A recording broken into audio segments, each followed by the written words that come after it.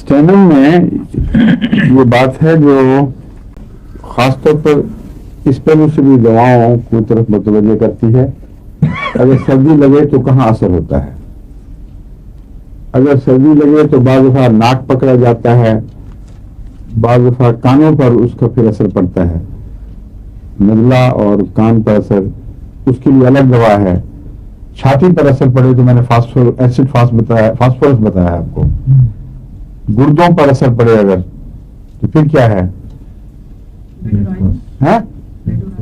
Medorrhinum.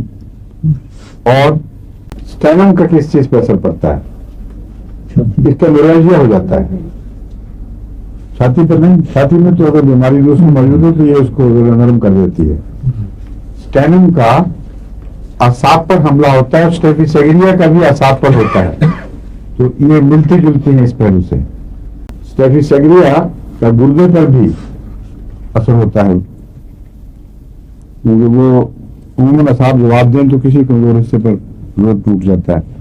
और ये जो स्टेनम में सर दर्द है, मैंने कहा था ना, राइट साइड बताया था ना आपको कि नहीं, हम अगर कभी लेफ्ट में भी हो जाती है। बाज़ दफा बोलने से कमजोरी का टिकलिश कॉफ शुरू हो जाती है, जैसे फास्फोरस से होती है। पिछले दिनों जब मुझे नजर ज्यादा रहा है तो मुझे फास्फोरस खानी पड़ती थी। अगर बाद में दिक्कत हो जाए तो फास्फोरस खाने से काफी फर्क पड़ जाता था, और जब तक मुकम्मल शफा ना हो जाए फास्फोरस की जरूरत रहती है। अभी भी मैं आने से पहले फास्फोरस की खुराक खा के आया था तो काफी मुझे फर्क लग रहा है उससे। लेकिन ये स्टेनम में छाती में कमजोरी होती है, बोलने से लगता है अंदर से छाती जवाब दे गई है।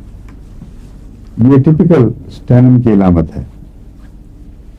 फास्फोरस से आहिस्ता आहिस्ता गला बैठना शुरू हो जाता है, और अगर इस्तेमाल नहीं करेंगे तो शाम को तो बिल्कुल ही आवाज बैठ जाती है। लेकिन स्टेनम में छाती पकड़ी क्या जाती है, कमजोर हो जाती है, मालूम होता है कि अंदर लंग में जान नहीं रही। और गले में भी होर्सनेस होती है जरूर, लेकिन वो गले की मुकामी होर्सनेस नहीं, वो छाती की कमजोरी से बोलने की ताकत में कमी आ जाती है। कई ऐसे मरीज हैं जिनको मुस्तकिल ये बीमारी बन जाती है। ये सिर्फ आर्जी बीमारी नहीं है, वो बोलती हैं तो हो करके बात करते हैं, क्योंकि वो उनकी छाती पर स्टेनम बैठ चुका है। तो ऐसे लोगों को स्टेनम ऊंची ताकत में देना चाहिए, और सब्र के साथ लंबे अरसे में ठीक करने की कोशिश करनी चाहिए। इनको चंद खुराकें स्टेनम की फायदा नहीं देंगी, लेकिन 200,000 इसके लगभग 15-20 दिन में एक दफा चंद महीने इस्तेमाल करें तो मरीज की कार पलट जाती है, उसके अंदर एक इनकलाबी तब्दीलियां पैदा होनी शुरू हो जाती हैं। तो वो दवाएं जो लंबा असर दिखाने वाली हों या लंबी बीमारियां पीछे छोड़ जाएं, उनका इलाज हमेशा आहिस्ता करना चाहिए, ऊंची ताकत से और आहिस्ता। लेकिन जो लंग्स वगैरह की बीमारियां हैं उनमें ऊंची ताकत से परहेज जरूरी है, क्योंकि वहां रद्द अमल बाज़ दफा बहुत ज्यादा सख्त हो जाता है।